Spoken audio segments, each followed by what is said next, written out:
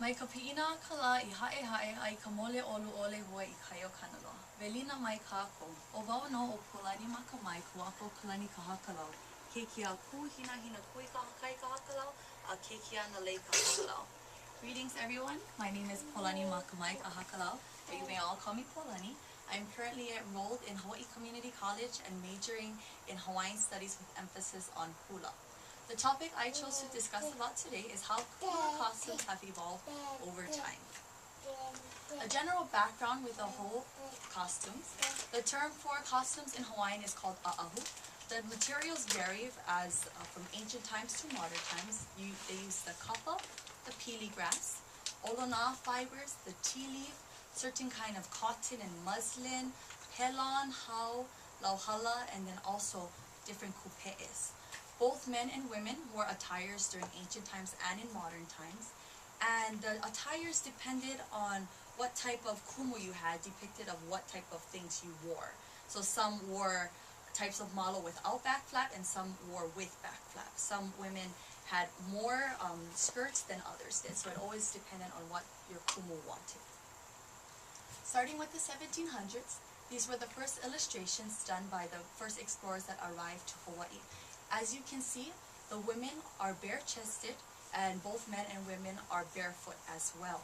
They wore a type of kapa for their skirt parts, and they had a knot that was always in front, which they tied their skirts together.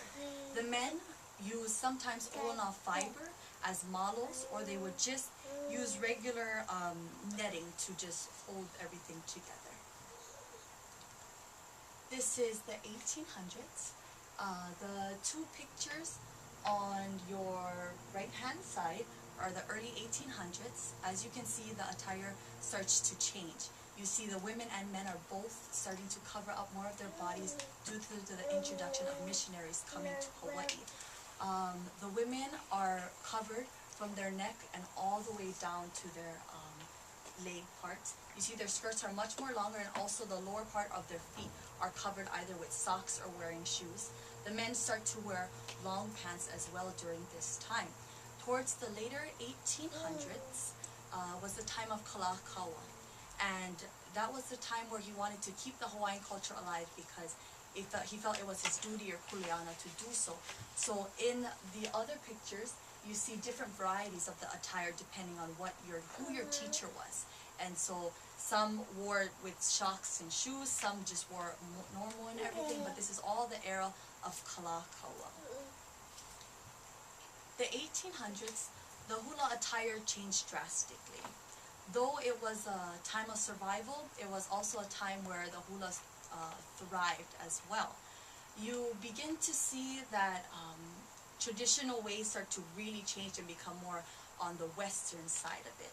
You also see that you begin to have some grass skirts rather than regular material types of skirts.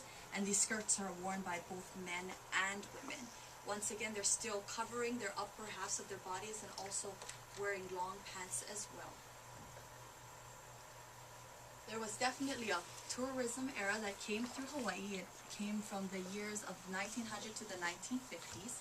You had local artists creating songs with hapa haole kinds of songs, so English and Hawaiian, and it attracted people all the way to New York, and so they began to create Broadway shows, and so that's when these flashy type of hula attire came to be, with beaded skirts and just flashy types of skirts and very kind of sexy upper body with the laid tops.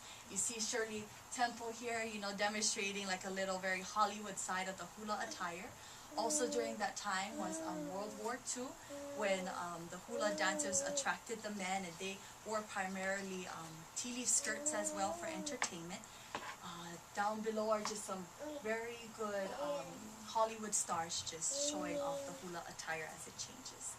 Shortly after came the Renaissance movement, when they try to really revitalize the culture, and you can see how they're bringing back the ancient attire more than the flashy kinds of things. So you have Auntie Edith with her halau over there, going very traditional as possible.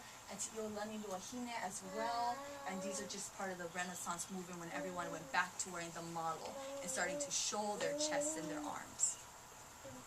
And now in present day, you see, you see a diverse style of all types of different attire. A lot of the teachers doing all different things, like starting to use lauhala mats as their attire, or using lauhala mats to wrap around them. You see dresses made in different layers and stuff. So definitely in this era, it has changed drastically throughout the hula attire history. I would like to close with a olelo no iao, or a Hawaiian proverb, a'ahu au I ka pono. I have clothed myself in righteousness. I chose this olelo no iao because this is something that I try to live up to each and every day. Thank you everyone for joining us today. Your presence is greatly appreciated. Any questions? I think that's it. Yep.